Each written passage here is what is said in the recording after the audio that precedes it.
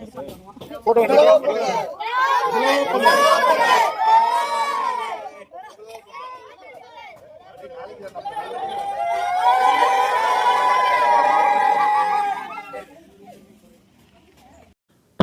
பொங்கல் அப்படின்னு இந்த குழந்தைகள் எல்லாம் சந்தோஷமாக சொல்லுதே. இவர்கள்லாம் யார் தெரியுமா?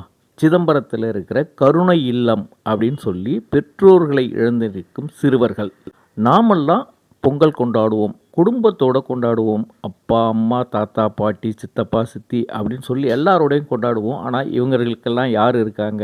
நாங்கள் இருக்கிறோம், நீங்கள் சந்தோஷமாக இருங்க, நீங்களும் மகிழ்ச்சியாக எங்களை மாதிரியே பொங்கல் கொண்டாடுங்க அப்படின்னு சொல்லி ஒரு செயல்பாடு இன்றைக்கி சிதம்பரத்தில் ரொம்பவே சிறப்பாக நடந்திருக்கு.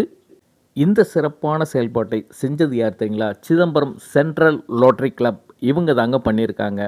இந்த குழந்தைகளுக்கு வேஷ்டி சட்டை எடுத்து கொடுத்து அதை அணிந்து பொங்கல் வைத்து பொங்கலோ பொங்கல் என மகிழ்ச்சி பொங்க இன்றைக்கி அவங்கெல்லாம் பொங்கல் கொண்டாட வச்சுருக்காங்க. அப்படின்னு கேட்டால் அது முழு முதல் காரணம் நம்ம சிதம்பரத்தில் இருக்கிற சென்ட்ரல் லாட்டரி கிளப் தான்.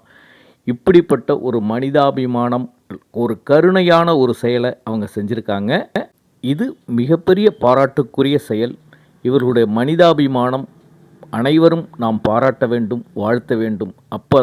அப்பதான் மனிதநேயம் தழைக்கும். இப்படிப்பட்ட ஒரு மனிதநேய செயலை செய்தவர்கள் யார் யார் தெரியுமா?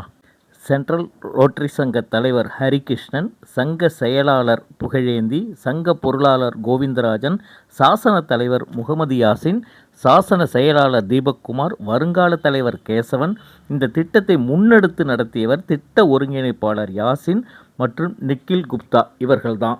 கருணை மிகுந்த இப்படிப்பட்ட செயல்பாடுகள் தான் இப்போ சமுதாயத்துக்கு தேவைப்படுது. சமுதாயத்துக்கு இவர்கள் பல பணிகள் ஆற்றினாலும் இப்படிப்பட்ட மனிதநேய செயல்கள் சமுதாயத்தில் நாமெல்லாம் அங்கீகரித்தாதான் இன்னும் நிறைய இவங்க செய்வாங்க. இன்றைய சூழ்நிலையில் மனிதநேயம் தழைக்க இப்படிப்பட்ட செயல்பாடுகள் இந்த உலகத்துக்கே மிகப்பெரிய எடுத்துக்காட்டாக இருக்கும்.